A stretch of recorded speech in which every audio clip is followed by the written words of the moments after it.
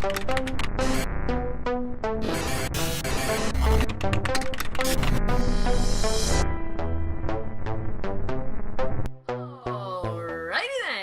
Hello, everybody, and welcome to another Girls on Games podcast. Especially, this one's number 20. We made it to 20, guys. We made it to 20. I'm pretty impressed. To get it all started here this evening, to talk all things gaming and maybe a little movie as well. First, I want to introduce y'all to our panel. My name is Leah. I am the co-editor-in-chief of Girls on Games. I've also got with me Catherine Smith-Debian. She is the other co-editor-in-chief. How you doing, Kat? Hi, I'm also technical producer for the evening, and I'm Yay! not as savvy as Simon, so if the stuff fails or if something's wrong, put it in the chat and we'll fix it. Yeah. This is going to be like kind of DIY tonight. We've also got Steffi with us, who is our cosplayer extraordinaire, and also playing a little bit of Minecraft here today. Yeah. We'll get into that. Let's start talking about the games that we're playing. So, Steph, how was Minecraft streaming today? That was good. Yeah? People were nice, trying to help me out. Sweet. You playing anything else lately? No, not really. Too busy building costumes? Yeah. Yeah. Soon though. Yeah, we've got a great topic coming up all about that and all the cool video game and geeky things you can go to this summer in the Toronto-Montreal area. Kat, what are you playing? I'm still on Mortal Kombat. Yeah. I've got to admit I'm burnt on story mode. I'm not digging the story mode at all, but I'm digging everything else. The story mode, the cutscenes are too long. Yeah, okay. Like, you have to wait too long in between fights, and often during the cutscene, at one point, you just get out of the blue quick time event. Okay. You know, you're just watching, and then at the bottom of the screen, it's like you gotta press X, and I'm just like, that is fucking lazy. So yeah, story mode, not so great. Everything else, balling! That's one thing that I noticed when we were playing the little bit of story mode once we had unlocked it there 2 Saturdays ago. Was that, like, all of a sudden, you like, the story mode's so long that you'd almost, like, put down the controller, and then all of a sudden you were in a fight. You were like, oh my god, scrambling for the controller. I wouldn't be surprised if at one point my controller deconnected automatically to save battery life. I'm waiting so fucking long. Did you get any further in that cave thing, crypt, whatever you want to call it? No, I tried to play more story mode to earn more coins, but Yeah. I was like, you know what, playing this game alone, maybe it's because I'm old school and we always get those games on weekends that we would just like have slumber parties and we would play all together. I have no interest in playing fighting games alone. So No, okay. I did about an hour of story mode trying to go further, and I was like, eh. So, like, I tried, it was more interesting to do the tower, so it's about the same thing as, like, when we did the Test Your Might. Yeah. Except you have random fights, and you have to, like, win a certain amount of fights to get to the top of the tower, and as you climb the tower, the fights get harder. Okay. So that was way more interesting, because it would chain up the fights much faster. So you had very little downtime. So you would fight, you would get your coins, whatever. I beat Raiden, boom, Kung Lao is in, beat Kung Lao, boom, Cassie Cage is in, boom. And it was way more entertaining, and it made for also quick gaming session. So I had, like, 20 minutes to half an hour to kill. Do like a tower of 5 fights. You can do longer ones if you have more time. And that was like a good quick gaming session. Just get the stress of the day out. Okay, get up, go make supper, be done with it. Okay. So yeah, everything. Don't buy Mortal Kombat for story mode. Buy Mortal Kombat to kick the shit out of your friends. Awesome. I know something. I'm in the middle of playing Assassin's Creed Chronicles China, and life has been kind of crazy. So I, play for a while and play for a good stretch, like 2-3 hours. Then like lay the controller down and don't come back till like 2 days later. And I find myself forgetting the controls. I don't know if this is something you guys have encountered where you're like, it's like you have a brain fart, you put the controller back in your hand and it's telling you to do something. You're like, I know I have to run, slide, and then stab buddy, but can I remember how to do that? And I want to get back. Yeah. I want to get back into The Witcher 2. Yeah. And that's my problem. Every time I go back to The Witcher 2, like, the controls are so complicated that, like, I just load the game and then I get in the first fight and I have to pause and go into the options and just be like, help. Yeah. And I was trying to find the help spot with all the controls, and yeah, maybe I was just getting too frustrated with it and couldn't track it down that fast. But yeah, so I'm playing that, and I'm still playing Necrodancer. So, because that game is addictive, and I posted my video from last Thursday. So if you're interested, and some folks that might be in chat right now, I quoted you in the piece because y'all loved Necrodancer so much that I put your 2 cents in the article. I hope you don't mind. So let's move on to hot news. It's been a busy week, mostly for games getting teased and then launched on Kickstarter, then kickstarted in 40 minutes, and then the fastest Kickstarter to 1 million. Holy cow! Yooka-Laylee is the fastest Kickstarter to $1 million. You guys know Banjo-Kazooie, right? Yep. Yeah? Excited to go play this?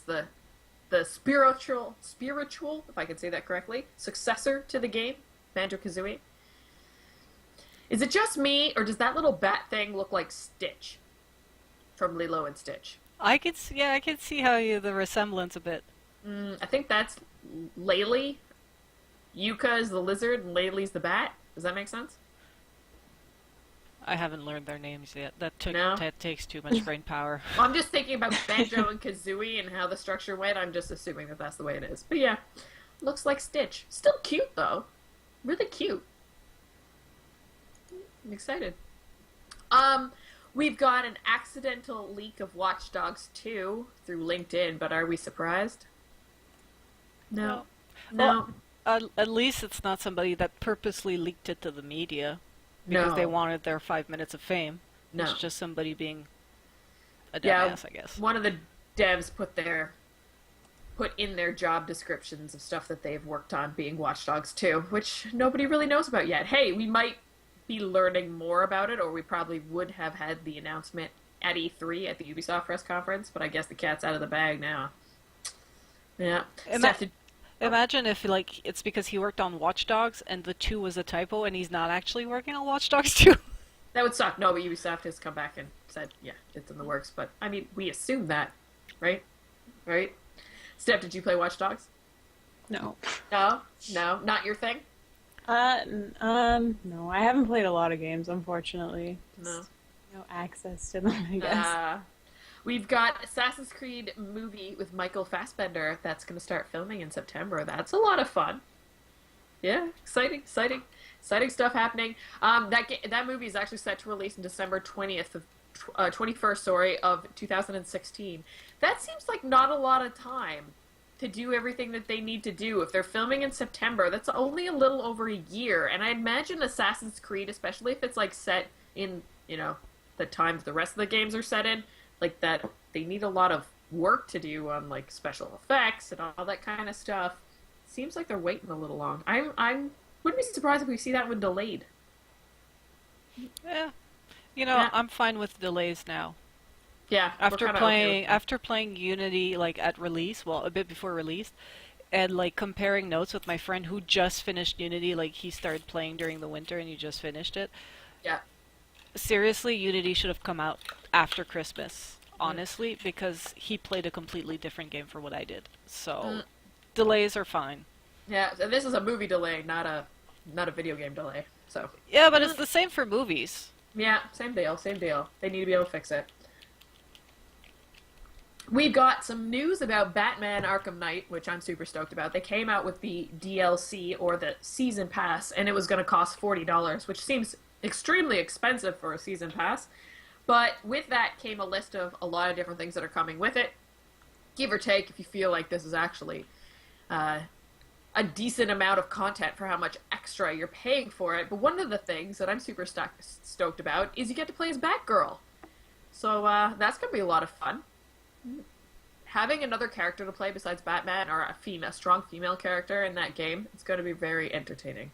I love how games are adding more and more surprise character, being you thought it was a Batman game, we can turn it into a Batgirl game, or you'll get this DLC, and Mortal Kombat, they just added horror characters for shits and giggles. I love that little surprise that they keep till the end, and they're here's a little Easter egg for you.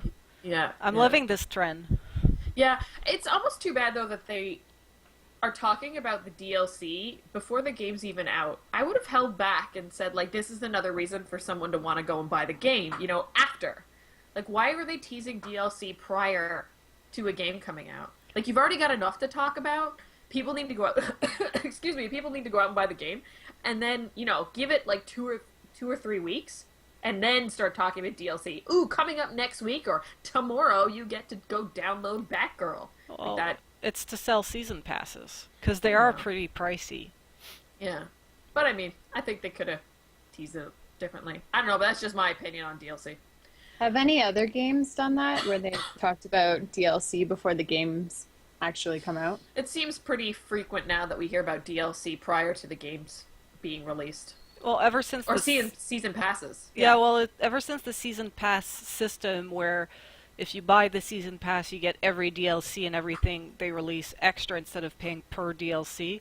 They start teasing so that people actually find a reason to buy the season pass, and I think this one is like $50. $40. Yeah, it is a pricey one, so you need a reason right off the bat to buy it, just in case like the following DLC is uninteresting to you or anything. Yeah, the point of the season pass is supposed to be like bundled content. So like instead of buying each individually, you get it at a better deal if you buy the season pass, and obviously they probably make more money that way because they know lots of people are going to be paying for it. But it's like add-on content that maybe some of it already exists on the disc. They're already planning for it. Why didn't they just put it in the game? An extra $40 on something you're already paying $70 for is a lot. Yeah. So. We have a Batman-related question in chat. Oh yeah. Paula Gabes is saying, "Hang on, isn't Batgirl and Barbara Gordon the same person? I thought Barbara was Oracle in the Arkhamverse. So who is this Batgirl?" I believe they said something in Oracle. I was reading through it really quickly. I believe Barbara is in it, but she's more like she's like confined to a wheelchair or something. It was confusing when I was reading it too, because that's what I thought. There's a picture on Kotaku where I first read the article about it. We know, for one, that the Oracle plays a strong role in Arkham Knight, and the Oracle is Barbara Gordon in a wheelchair. So there is a shot with her in a wheelchair, and then Batman next to her. I don't know if it's the same girl or not, and if that's her, if she got, the issue, she got in the wheelchair from being Batgirl. So, I guess we shall see. So yeah, if you want to learn more about it, you can check it all out on Kotaku. And the article's called "Batgirl Makes Her Playable Debut as Arkham Knight DLC." So yeah, I'm actually not a person, I'm not super up to date with comic books, or even the Batman comic books, even though that's my favorite. Because there's only so many hours in a day. But yeah, of all the comic book characters, he's definitely my favorite and the most intriguing, mostly because like he can't kill, or he won't kill. And I like the idea of someone whose abilities is nothing to do with like it's all just tech and like fighting abilities and cool suits. So it seems like more realistic. Like you could actually be a superhero this way instead of getting bit by a radioactive spider or having some crazy mutation or something like that. So. And I guess to round up hot news, though I know there's more out there. Yesterday was that big Mayweather and Pacquiao fight. I can't even pronounce Buddy's name. How terrible is that? But yeah, some Twitch users tried to stream the fight and got banned from Twitch. Who in their right mind would think that would be a good idea to go and stream something like that? It's like trying to stream UFC or stream a hockey game on Twitch. Nuh-uh. Were these like popular streamers or just like random people? I think it's just random people, not popular streamers. So They probably figure like disposable accounts, see if they can make a few quick bucks or something. I'm sure they know what their IP addresses are, though. That stuff's all interconnected. So cool. I don't know if you girls had any other news to talk about that happened this week. It was a pretty busy week, but we're getting more trailers and everything, but more about video games that are coming out this year, and in the fall, summer, fall, that sort of thing. The big news is all coming now this summer, because we've got E3 happening really, really soon. We're what? 4 weeks away? Month away? Yeah. Yeah, it's a busy time, and it seems like every every 5 minutes we're hearing about a new press conference being announced. It's crazy. Or a trailer being released. Or a Yeah. game being announced. Yeah, it's wild. So this summer is going to be tons of fun, and that's going to be our topic one, big topic for here this evening. Gonna run down all the different video gaming events, be them away, like E3 in LA, and you can partake in that, of course, being home by yourself or somewhere else at work because it is streamed. But there's also a lot of events happening here in Canada, namely around Montreal and Toronto. Video game, geek culture, that kind of stuff. So we made a quick, calendar. We'll discuss the kind of things, if we're going to be there, what we think is going to be happening there, of all the different video game and geek culture events that are happening in, this little neck of the woods of Canada. And if you guys are interested in any of it and you want to go check it out, you need to make travel plans and all that jazz, now is the time. So first off, of course, we've got E3 with the gazillion press conferences. It's happening first from June 16th to 18th in Los Angeles, but the press conferences actually start on the 15th, the Monday. So I know we're working on what we're going to be doing for E3 and how we're going to be covering it because it's a lot. But obviously we're doing it from afar. If you're in the LA area and you can pay to get in, it's a little bit expensive, and you still got to kind of prove that you're media. But if you're media accreditation, you can get in. And yeah, there's lots of stuff that happens around that area too, like parties. I remember the Ouya had a booth outside because they didn't want to pay to get in, so they actually had set up in a parking lot across the street. So there's lots of things that happen geek culture-wise in the city during that time because they know they have the presence and the bodies in the area. Online, of course, everybody can check it out and watch the streams. Nintendo, Xbox, PlayStation, Ubisoft, EA, Bethesda, what else? Square Enix. Geez, who else? I feel like I'm missing people. Different. Yeah, they're all being streamed. They're all being streamed. Either by the publisher themselves, or like places like IGN, they'll have a pre-show, then they'll stream it, they'll have a post-show, exactly like a hockey game. Yeah. Although I wonder how interesting their pre and post show will be now that the kind of funny guys are not there anymore. Because it used to be the Greg Miller show for like a whole fucking week. Yeah, the cool thing that they do is they're actually on the show floor, and they have they're live streaming the whole time. So Naomi Kyle and Co are there hosting shows, and they give you extra stuff and get you behind the scenes and get to show you gameplay and stuff that you don't get to see at the press conferences, which is a lot of fun. And I keep it running the whole time during those 3 days the exhibition show floor is open. But speaking of that, actually, they've got so many press conferences now that they're running into show floor time. I mean, we've got this conflict now. Well, I'm assuming Nintendo hasn't announced anything yet, but I'm assuming they're doing their thing on Tuesday morning just like they have every other year with a Nintendo Direct. But Square Enix is also having a press conference at that time. So, or the standard Nintendo time. So it should be interesting to see how this all plays out and figure out how everybody's going to cover it. And I'm sure there's going to be split teams to watch stuff. Like even us, they'll probably be number of us watching Square Enix and a number of us watching Nintendo. So, and tweeting all the news. It's gonna be an interesting day where everybody gets confused. So on top of that, so that's in Los Angeles, right? Maybe you don't want to cross into the American border. You want to stay in the realm of Ontario and Quebec. Well, first off, we've got in July 3rd to 5th, there's Montreal Comic Con happening right here in our fair city of Montreal, where they're actually having a lot of video game coverage this year and content. We're used to seeing the PlayStations, the Xboxes,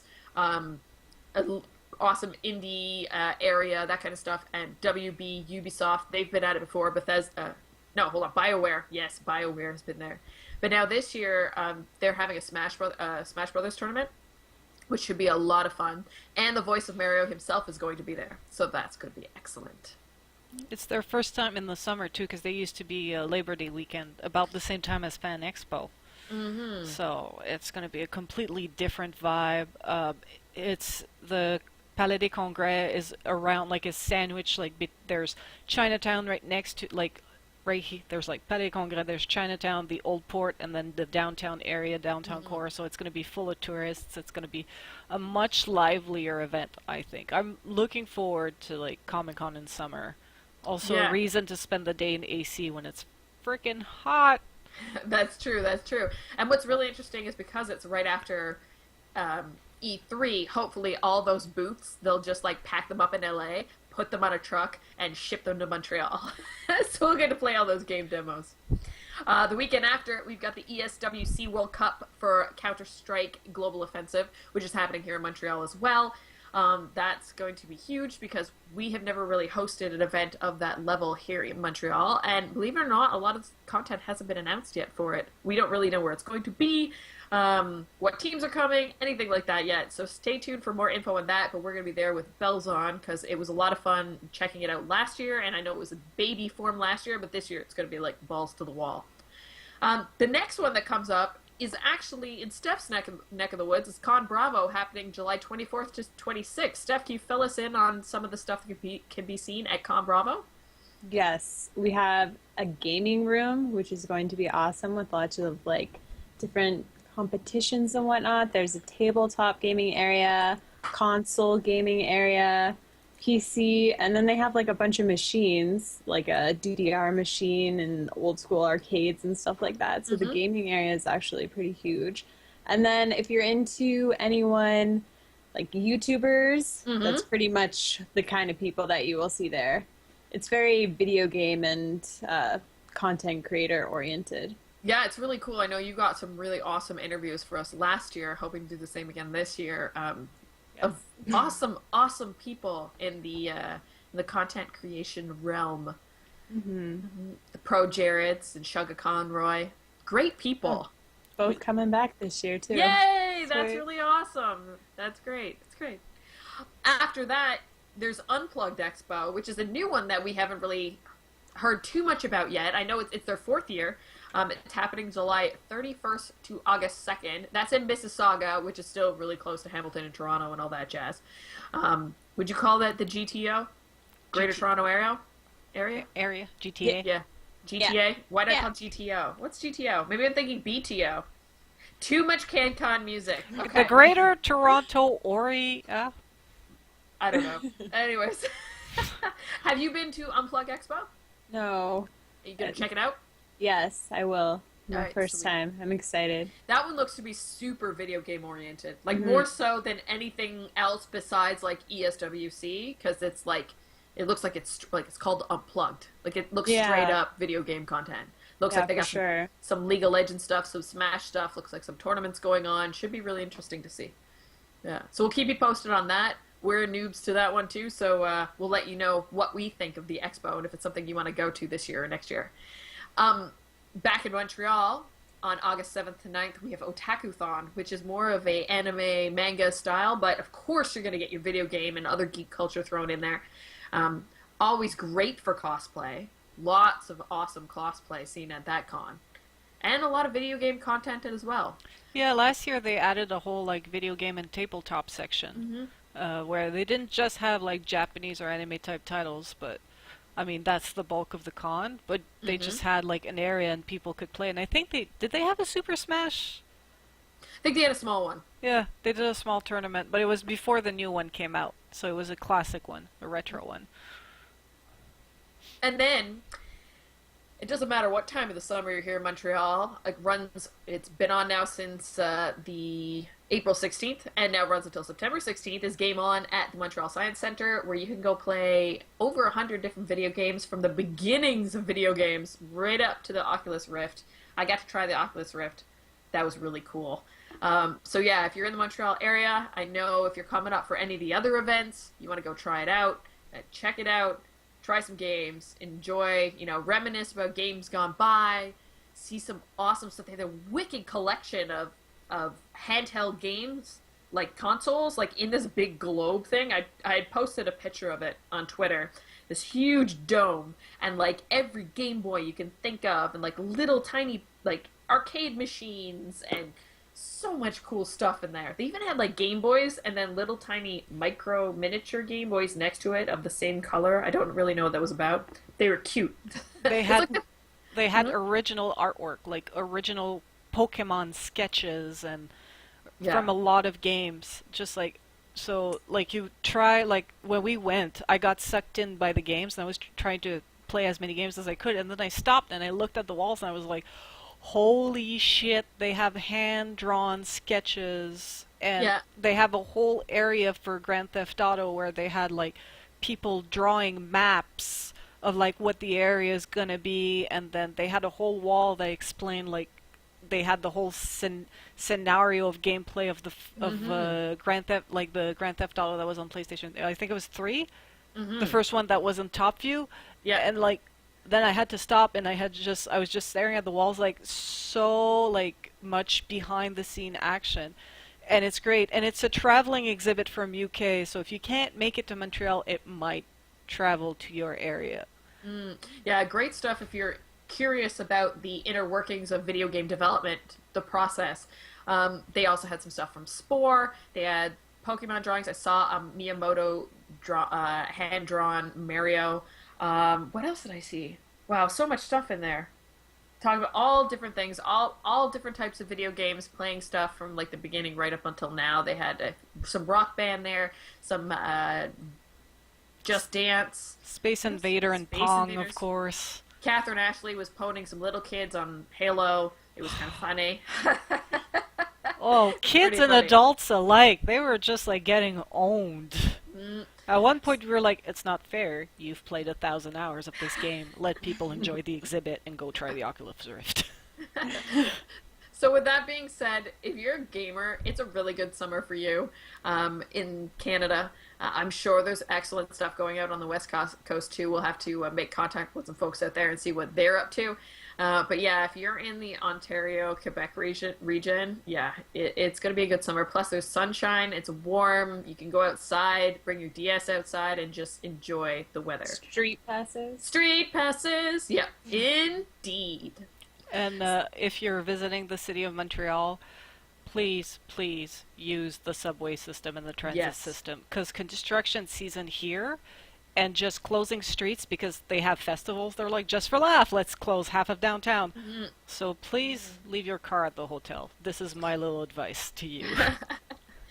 Yeah, no matter what, in this city during the summer, there's something going on, so you'll never be bored. Talking about, days gone by, us all being women who've grown up around video games, there have been some moments and memories from playing games at the beginning of our lives that new gamers will never get to experience. For example, I posted a tweet there maybe Friday of Game Boy and this animated GIF of a kid trying to play a Game Boy by the lights of like cars passing by or street lights passing by as they're driving, and it just brought me back like these struggles that we had that we didn't really think too much of then, but now we'd be like, oh my god. Do you guys have any fond memories of like really odd, weird things that you dealt with and didn't think much of as a gamer in the beginning of the video game, life and creation that gamers today will not experience? Turn to channel 3. That's true. Channel 3 or 4, just like the VCR. Sometimes you had to turn on the VCR depending how your thing was hooked. But we had so many stuff hooked on, like to watch TV, you had to do it through the VCR, and it was the same for like turning on the Nintendo. Yeah. Also struggling to get the Nintendo to work, and I remember the moment of glee after like 5 minutes of fucking around to be like, you hear the 8-bit music and you would see the screen and you're like, I did it! I am a wizard! We can play! And then we would just sit around and, the maximum of controllers and players you could have were 2. So we would just like, okay, you're dead, pass the controller to the next person, and we would just like, everybody got a turn, and it was like, you wouldn't pause to go to the bathroom, you'd be like, you play, I gotta go piss. And then you would go and you get snacks and you come back and you're like, hey, it's your turn, okay, then you said you would play.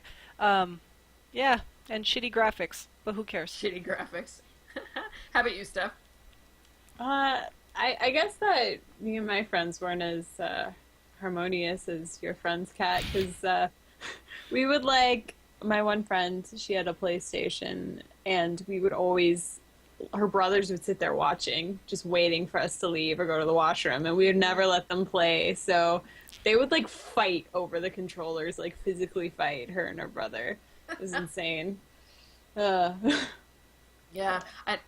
Cora was supposed to be on the podcast today and couldn't join us, and she had mentioned Duck Hunt, and we can't play Duck Hunt now. The TVs won't work because the whole science behind how the gun worked was those old CRT monitors, the glass, how the light refracted, and now we can't play that. So someone, in order to play Duck Hunt, you actually have to go find an old, crappy television, and unless you find it, like, broken on the corner of the street that someone tossed out, I don't know where you're gonna get one. Like the one that's been in front of your house for the past week. It's gone now. Someone took it. I don't know why, but someone took it. It's true.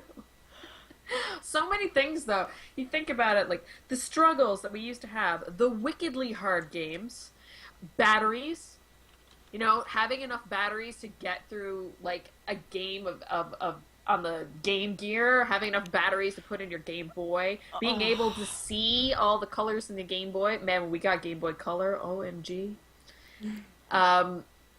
Yeah, being able to save and not just leaving the console on. I remember having games that had like ridiculous save points and you couldn't, and mom's like, now you have to do your homework and go to bed, stop playing video games, and you'd put the controller down, turn off the TV, and just hope to God she didn't switch it off. Or there was no power failure. Oh yeah, that too, and you would lose everything. Yeah, somebody Yeah. in chat, Johnny One Long says, like, games with no saves, you had to finish the game in one Yeah. sitting. Or pause it and hope for no failure. Yeah. Or did you keep a notebook, like, for games like, games that had, like, codes? Every time you beat a level, you had a code, like a little grid with, like, dots, and then you would Yeah. write where you were. What's the name? I had journals and journals of that. Like, The- remember those old thin exercise books that you had in school? Like the skinny ones that had 40 pages? I had like a ton of those. There was one for like each game. Yeah, for the save codes or, like, for the cheat codes. Yep. Yeah. And the Game Shark. Or the Game Genie. I had the Game Genie and the guide for it. Man, the only reason I ever finished Contra was because of the Game Genie. We had to put on the unlimited lives, or we wouldn't fucking make it. That game was insane. And just thinking about that, waiting to get game help, having to call Nintendo Powers hotline. There was no internet. You couldn't just go look up a walkthrough. There's actually days when we're reviewing games when there's nothing up on the game yet, where I get stuck, and it brings me right back to the days of being a kid and being stuck in a level and not knowing where to go and having to holler at a friend and be like, I don't know what to do now. Weeks stuck at Link's Awakening. Just Oh, like, yeah. couldn't figure it out. 3 weeks down the line, my friend calls me and he's like, I found it! So many memories. I kind of feel bad for kids that don't get to go through that, but then maybe at the same time, maybe they're better off because that was a lot of anguish and we just lived it and dealt with it because there was nothing else. Well, come to think of it, aren't games today struggling to provide a challenge? Because if you get stuck, you can just Google it. Back then, it was like you just had to figure it out or shell out and buy the guide. Yeah, it's true. Lots of YouTube tutorials too. Yeah, let's plays Show and you stuff. step by step. Yeah. Very, very true. So, I know there was a gentleman, I had read an article, I can't remember now off the top of my head where it was from, but when his kid was born and he was old enough to play games, he started him at the beginning playing 8-bit games, bringing him through all the generations, and the kid's an amazing gamer now, and would rather play those old school games. Maybe it was because of the challenge. Really cool experiment to do with your kid, and if you have the patience to sit through with them and walk them through playing some of those games, because yeah, they were wicked hard. And as much as I love the NES controller, it's freaking hard on the hands. Not ergonomic. Not at all. You gotta go on YouTube and watch the teens play the Nintendo for the first time. Oh yeah, for sure. The first time they grab the controller, they're just like, this is not very ergonomic. Like, nope. Not at Possibly all. why we all have carpal tunnel. Very true. Oh my. Before we move on to the next topic, if you folks in chat have any questions, drop them in there. We'll be happy to answer them. The three of us gals here this evening. Ladies, let's take a little spin. We usually talk about video games, but, we need to talk about movies a bit, because there's video game movies. We all like comic books. We're all geek lovers at heart. So Cora wrote an awesome review of the Girls on Games website about Avengers Age of Ultron. Are you guys been keeping up to date with watching the video game movies? Or not video Yes. game movies, comic book movies? Yes and no. Um, Yeah. I've I've seen a lot of them because my friend Uva's a big fan, Mm. and she drags me to them. And a lot of them we had pre-premieres at the radio station, Yeah. so as employees we could get in, and she was like, "You're taking me to see this movie, right? And this movie," and like she dragged me to X-Men: Days of Futures Past, and that one I didn't want to see, and it was okay. If not, I just wait for them to be on Netflix. But Mm. I've been trying. Like I haven't seen Avengers yet, and I think Well, I'm it's only just came out. yeah, and I think I skipped over an Iron Man. Is Iron Man 3 out? Or was it Yeah. 2? Three's out. Okay, I haven't Yeah. seen 3. Mm. How about you, Steph? What was the last comic book movie that you saw? Avengers. Yeah, I'm completely up to date. Oh, okay, good. I didn't watch X-Men Days of Future Past though. That's the only one I'm missing. Okay. So, how do you guys feel about all the movies that have been coming out lately? Are you happy? Are you sad? Are you disappointed? Are you, you know, totally cool with it? Like, are you satiated? Has your appetite been quenched? Your thirst been quenched? What do you think so far? I think Marvel's doing a better job than DC. Mm-hmm. Uh, DC went for the gritty and Walking Dead type thing, and it's not sure if it's working for them. Mm-hmm. I personally like funny movies, so I'm digging the Marvel more. Okay. Um, I get excited when like How to Train Your Dragon 2 is on Netflix, so I'll get naturally more excited about the Marvel movies. Mm. But they're not all great. I think the X-Men series should have stopped 3 movies ago. Um, the latest Captain America was okay. Um, it had good action scenes. It was action packed, but I don't know. I feel like they're doing better, but they're getting watered down. Because there's so many? Yeah, and it's like they're going with alternate storylines, like how Bucky came back, and that's like one of the Mm-hmm. things that you don't do. Like Spider-Man's parents are dead, Batman's parents are dead, like Bucky needs to stay dead, but they went with an alternate storyline, which Mm-hmm. I think the comics did first because I don't think the movie could have done first, and then people not like fucking murder them. Mm. So I don't know. I think yeah, they're it's just like the comic books. The bigger it gets, the more intricate it gets, and maybe then when there's not a direct line to A to B in movies, anyway, I feel I get lost faster. Like I can keep up with the Assassin's Creed like storylines for some reason. Maybe because they're like you have Ezio's storyline, then you have the storyline outside of the Animus, and maybe Well, you also spend a lot more time with those yeah. storylines, like a 60-hour game versus a 2.5-hour movie, right? Yeah, because I like how they rebooted the new Spider-Man. A lot of people are like, yeah, not digging Andrew Garfield or whatever. I'm like, no, I am digging the millennial style update. And I think that was Mm. the problem with the X-Men. The storyline got so long and with the same actors, and they didn't update the Mm. characters in the genre. Like, I want to see Spider-Man fucking texting every 5 minutes because that's what we do. Right. Like Sure. aside from this podcast, my phone is glued to my hand. So maybe I don't know. All that to say is like I'm loving the Marvel, but Mm-hmm. I'm not running to the movie theaters as soon as they're out. I just put in Okay. a mental check that, I'll add them to my list on Netflix. Okay. Steph, you saw Age of Ultron? Yeah, Okay, what did you think? I loved it. Yeah? Is it better But than the last one? I think so. Yeah? The only problem is I don't know if I made a booking error or something, but I was so close to the screen and the chair was so uncomfortable and Ah. the AC wasn't working. So I was like struggling to breathe the entire time. But other than that, I really enjoyed it. But it was pretty good. Hmm. It was So really lighthearted and fun. that's good. It's interesting to see how DC and Marvel have done two totally different things. And we've seen the Joker now from the Suicide Squad, and just like I think maybe like 20 minutes before we started the podcast, they posted a picture of a slew of the Suicide Squad characters, Will Smith included, dressed up as Deathstroke. Deadshot. So yeah, I don't know. I think maybe on me, I'm less like I'm kind of tired of the witty comic banter. I'd rather go see the dark and gritty thing. Maybe that's a personality trait of mine, is I kind of go for the goth and dark and macabre more so than the happy-go-lucky. But yeah, they're definitely they're keeping me interested, but I do think that Marvel's kind of got way too many things going on right now. It's almost hard to keep track, and it's almost so much that you get bored. Like they're not presents anymore. They're not exciting me in the same way. There's Yeah, just so it's many. not like back in the day, like 10 years ago or something, when Mm. a new Lord of the Rings movie came out, and you're like, yes, Yeah, I don't because get it's that so excitement. often. I don't No. have that excitement anymore. Seeing those, I mean, it's cool seeing those huge timelines, knowing that they're working on all these things, knowing that more content is coming, that they're keeping, our geekdom alive.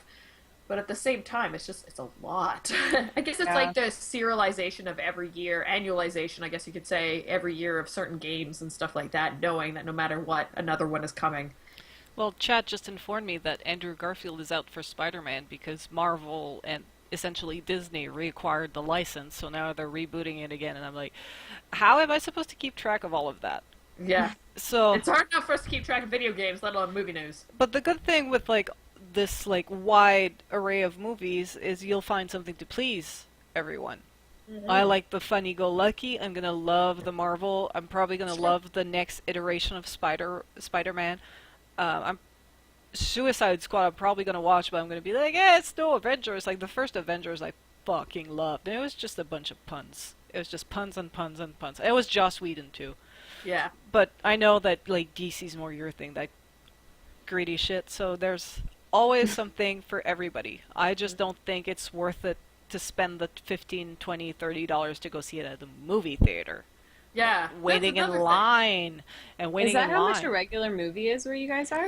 Yeah, Like 15 bucks? Yeah, and then plus tax, and then if you're gonna go see it in IMAX or something or D-Box, it's even more expensive. Yeah. Then you add on like popcorn and stuff. Like a 2-hour movie, 2.5 hour movie for two people can almost cost the same as a video game. Yep. Do you go Okay. buy a video game and get more hours out of it, or do you go to see a movie and get 2.5 hours? I mean, I You mean, could almost buy it for that much. I know. You can, right? If you're willing to wait, and that's what Kat and I do, is we wait for things to come on Netflix. One, because I'm lazy and don't want to leave my own house. I don't want to see people. Sorry. No, joking. I mean, no, when it's a real movie event and I'm really excited, I will be there. It Yeah. will happen. But yeah, it's Like- hard to justify spending that kind of money. I rented Big Hero 6 on Google Play for $5.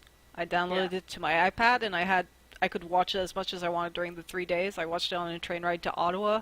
I kind of effed up because my nephew was there and he was being he was being difficult, and I forgot I had the movie on my iPad. I could have like just been like, here's a movie so we can make dinner without you running into me while I have boiling water in my hands. But yeah, no, I completely agree. And it's like regular movies are maybe 12, $13, but if you go see the latest blockbuster, they're not available in that. You have to see it in IMAX or 3D, and that's like $15, $20 for an adult on a regular night. And it's like the population that there are here, people will pay that much. And also like if you look at all the movie theaters in Montreal, you got to think that half of them are going to show the movie only in French, and half of them are going to show the movies only in English, and then a few select one have both versions. So if you want to see it in English, you're actually like cutting down your choice of theaters. If you want to see it in French, you're cutting down your choice of theater. I live by a Silver City. They only show movies in French. I've only gone to that movie theater to see a Quebec main movie that was in French. Anything else, I have to go downtown, and then downtown is like price explosion. They do have like Tuesdays where it's like cheaper. But the whole island of but still. Montreal and their mothers are there to see Avengers Age of Yeah. Ultron on Yeah. cheap night. Not cheap night, yeah. It's like I can wait the 6 month and rent it for $5. You run the risk of being spoiled, but hey, that's the risk you play with. It's also movies have gone so predictable that it's like people are like, spoilers, this happened. It's like, yeah, it's like saying, hey, I'm gonna spoil the next James Bond. He's gonna bang the girl and beat the bad guy. I'm like, yeah, it's a fucking James Bond movie. Of course he's gonna bone her. Hilarious. All right. Do we have any questions from chat right off the bat? I'm just looking here now. I know we've been kind of slack in adding them into the chat thing. It's difficult today since we're only 3 folks running. I haven't seen any. I've been trying to follow chat and follow the topics. And Oh, Craig said that Mad Max will have to be seen on a big screen. Yes, and there are movies. They're like these moment movies, but Mad Max is a movie that we haven't seen in freaking forever. Of course I want to see that on the big screen. You know what I mean? It's like Furious 7. Like that was a movie that like I had to go see in the big screen. But with all the 3D special effects work that they did on Paul Walker's face to put him on his brother's body and whatever, I could tell that it was 3D, so, you know, kind of took a little bit of the magic out of it. But yeah, there are those events. And I feel like that the comic book movies are like losing that event side of them. That's it. It's that thing that thing that pulls you into the theater, makes you want to sit at the seat on midnight, the night that it releases, and you know enjoy it for all its glory, and stay up till 3 and have to work the next day. I think I think they've got like Chad is saying like Gravity was worth it on the big screen, Mad Max. I think like when it comes to the movie theater experience, you just have to choose. You have to choose your movies Yeah, because it's it's like video not games. financially feasible to like see every movie you want to see at the theater. Yeah, Also, who has that kind of time when you got to show up an hour early to make sure you have a seat?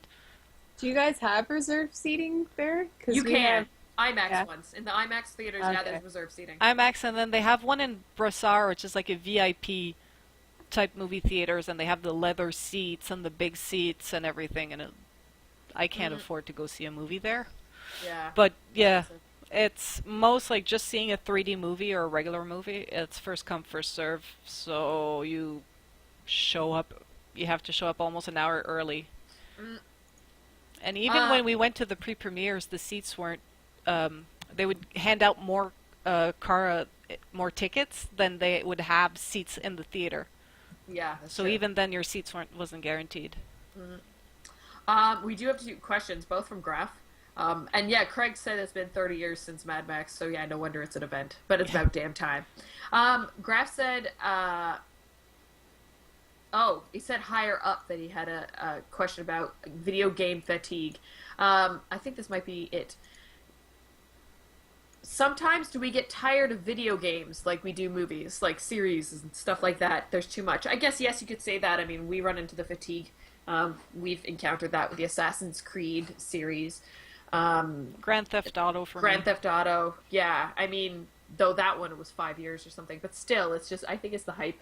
And maybe sometimes it doesn't, if it doesn't appeal to you in quite the right way, you can get fatigued even faster. But yeah, no, totally. They're susceptible to it as well. I guess it depends on what really grabs you. I can't keep all of the Battlefields, Call of Duties, Army shoot 'em ups straight. There's like one Yeah. every year, and I'm just like, I'm trying to scroll up here now to see what Graf's question was. Scrolling, scrolling, scrolling. Craig Yeah, he has. said that was it. It was about the fatigue. Craig had a question? Will Duncan Jones' Warcraft movie stop the trend of horrible video game to movie adaptations? I'm hoping the Assassin's Creed one's going to fix that. But no, we've had a few video game movies that are, and it's actually funny. I think it's the video game movies that we don't realize are video games, like Silent Hill, that you forget are video games first, movies Yeah. second. You know what I mean? Yeah. But hopefully, yeah, the Warcraft one will help that out. Johnny One Lung says trends that have fatigued though. Remember roguelikes? Roguelikes were all the rage. Zombie survival, Dark Souls type. We talked about zombies actually a lot. Maybe 3 weeks ago. I mean, we had 2 weeks with guests, so it was kind of intense. But yeah, I'm getting a little tired of zombies.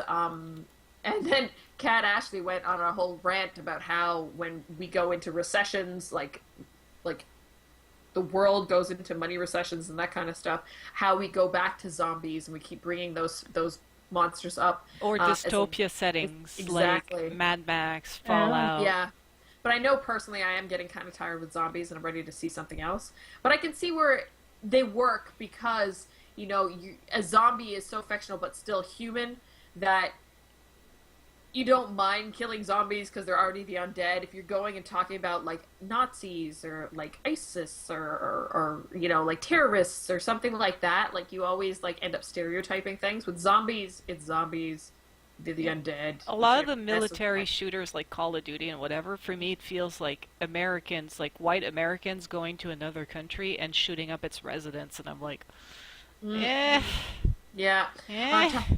Graf was talking about roguelikes are are still, especially the indie scene. Yeah, Rogue. I think they certain things like had a big surge and then kind of dropped off. Even uh like 3D platformers. Like look back to like the end of the early 90s when we had all the Mario 3D with the 64 and all that kind of stuff. We had the Donkey Kong, we had the Banjo-Kazooie, all that kind of stuff.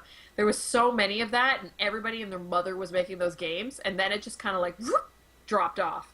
Now, they're slowly coming back, not so much in the big AAA developer scene, but like the indies and the smaller studios are building that kind of stuff. Maybe that'll happen with the shooters. I don't know, but there's still like the top billings for all video games is Call of Duties and Battlefields and Destiny and all that kind of stuff. So One yeah. trend I'm not sick of is the revival of indie games. Like Oh how no. indies taking its place, and even like big publisher like Ubisoft are letting their employees once in a while work on a very personal indie-like project.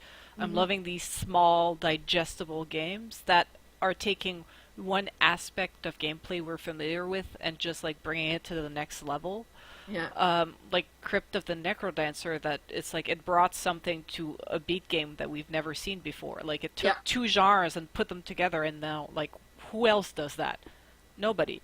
The Yeah. the turn system in Child of Light was just like it was very unique. I've never seen that. I've played plenty of Japanese RPGs, and I was just like, yeah, yeah, no, this is it's just they added one or two things and it changed everything.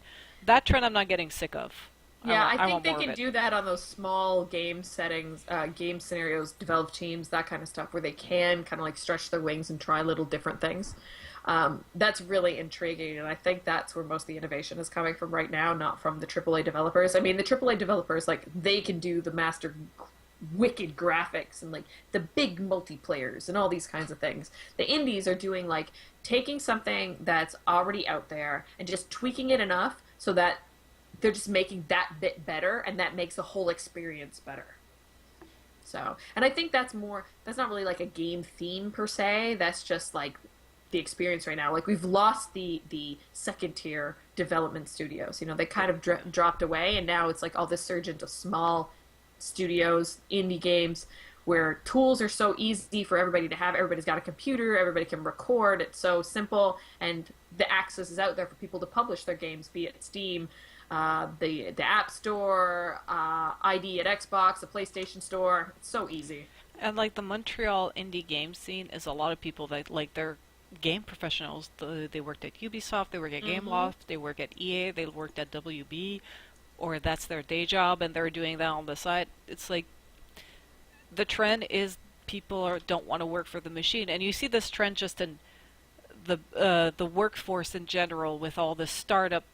It's basically the startup society and the startup culture coming to the gaming world. And I love how like media and video games and movies always reflect the trends of society. And it's like for a while like indie movies were the thing and now it's indie games, and because of all that giant startup culture, you know what I mean?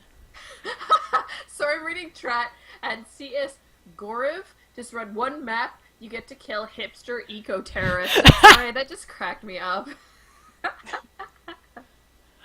Oh, at a food truck gathering. You get to Yeah. kill them at a food truck gathering. Sorry. Oh I my. live by the Olympic Stadium, and seriously, the food truck gathering is hipster central. I mean, who else Yes. would pay $20 for a taco? Exactly. Exactly. Any other questions in here? This is going to be a shorter podcast tonight, actually keeping within the hour time frame. Oh my god. Sunday nights. Yeah. Oh my. I know there's a few comments. Yeah, Craig, we talked about Suicide Cast Photo that was there.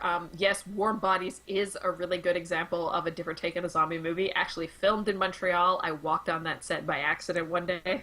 Amazing. Yeah.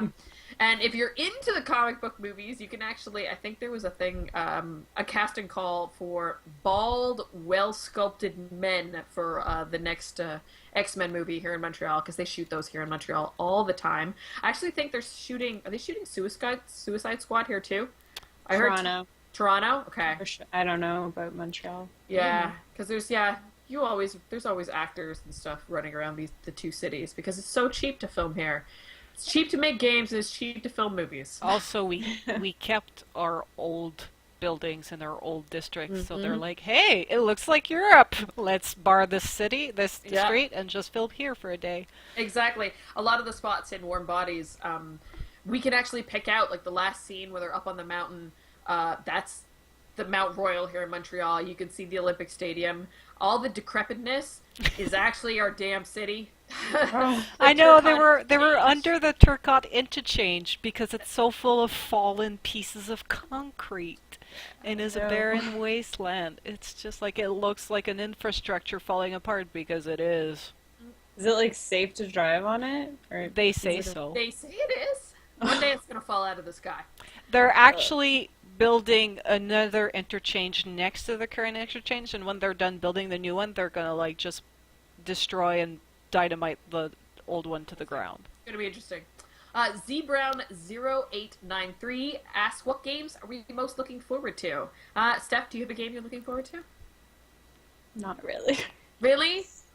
I don't know. There's too many, so I'm not even sure anymore. No. Not even Kingdom Hearts 3? No, not really. Wow. Are you jaded, Steph? Are you jaded by video games? There's just too many video games coming out, so can't keep track of them all. So, what's your normal process like? If a game comes out, do you jump on it and go out and buy it, or do you just get in a mood after, after making costumes and like cons are over and all that kind of stuff, that you just walk out to your EV or download something from an e-store and pick something to play? A lot of the times I'll buy stuff like 75% off on Okay. like a Steam sale. Okay. So I don't know. I'm usually pretty late with games, but the only games I'll buy right away are Fire Emblem and Pokemon. Those are the only ones I really get excited for. Cool. Nah, it's fine. Nintendo, it's one of those things. And the thing is, their games never go on sale because everybody loves them. Exactly. Yeah. Kat, what are you looking forward to now? We've got a little bit of time leading up until when September rolls around. Yeah, I'm looking forward to Mad Max because I remember watching those movies on TV because they would come up every summer. Yeah. I don't think I've seen a Mad Max movie in English yet. I used to watch Really? I used to watch them dubbed on TVA. I know, that's how young I was. It was pre-English Catherine. Pre-English Catherine did not see many movies. Mostly Yeah. Disney movies and stuff that was on TV. So I'm really looking forward to like nostalgia factor Mad and Max. That's next week. yeah. Mad But it Max is? I didn't even realize that. Movie is next week. Game is September 1st. Yeah. Oh. Yeah, so a movie's gonna be fun, game's gonna be awesome. But yeah, I am a bit jaded by all the ones that are coming out. I know I'm not gonna be able to play them all. Witcher 3 I'm looking forward to, but there's like already too many games that I can't even make it through Witcher 2, and I never even got a chance to play Witcher 1 Mm, because it was just like, Everyone says to skip it, so I didn't bother playing Witcher 1. no. well, it's like Dragon Age. I really loved Origins,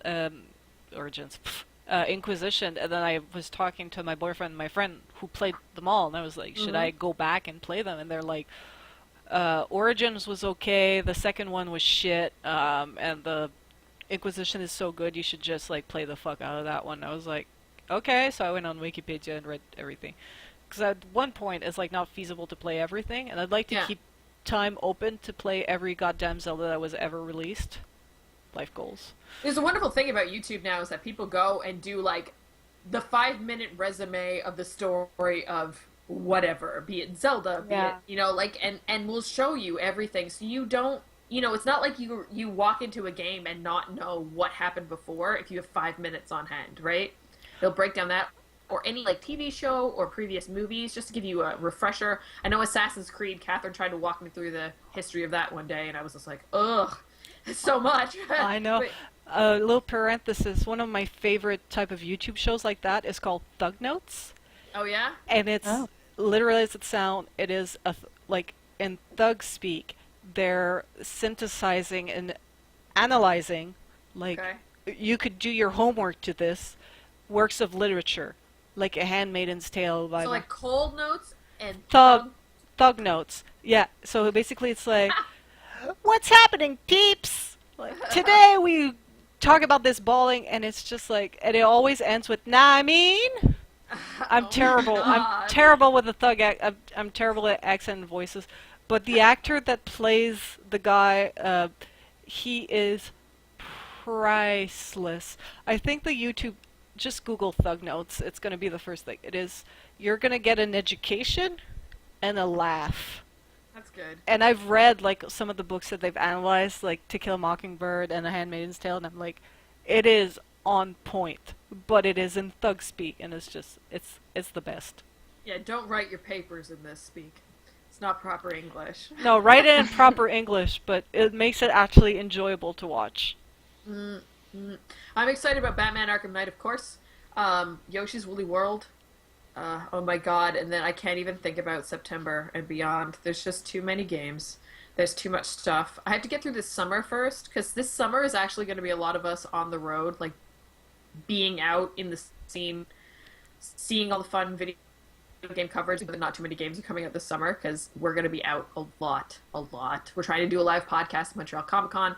We're trying to get Fan Expo, get hang out with Steph, so we can see each other. Yay! Yeah, so it's going to be a lot of running around, which is good. And then when fall rolls around and the crappy weather, we'll be inside playing stuff like Uncharted 4, Halo 5. Oh my god, Mad Max, Phantom Pain. Oh my god, what else is coming out? I can't, like, it's too It's much. too already. much. It's too much already. And they're all epically huge games, too, so it's gonna be a good year. We're not gonna get any sleep. It's alright. It's alright, at least for a team. And I'm thinking like about everything, like all the events happening around the city and like Mm. Greater Montreal, Greater Toronto. Like I'm like, am I gonna get to play games? Oh yeah, we're gonna have to work, too, like a normal job. I Those like, things we earn money so we can actually buy games and feed ourselves and put roofs over our heads. yeah. It's a tough life we live. With that being said, I guess this is end of the podcast tonight. Like I said, we kept it nice and short and sweet.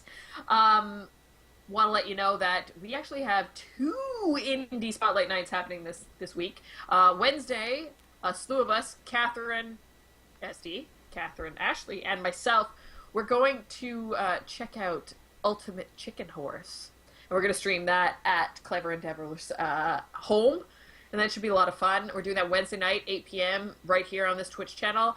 And then Catherine Ashley has a double night because she's going Thursday night. She's going to be playing Junten, which is like a Norse god mythology game.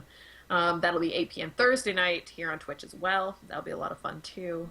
That'll be her by herself, while the other game, it's like a party game and a couch co-op thing. So you'll see all 3 of us, plus the devs from Clever Endeavor.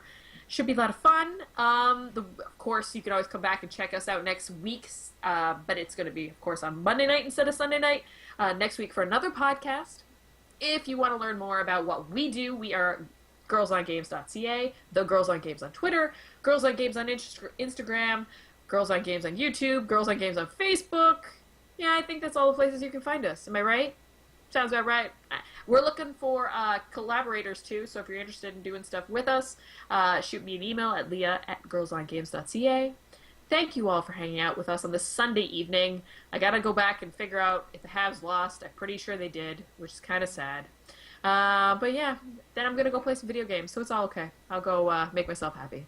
So keep enjoying games, have fun, enjoy yourself, and have a good night. And thanks, girls, for chatting with me. See you next time. Bye. Bye!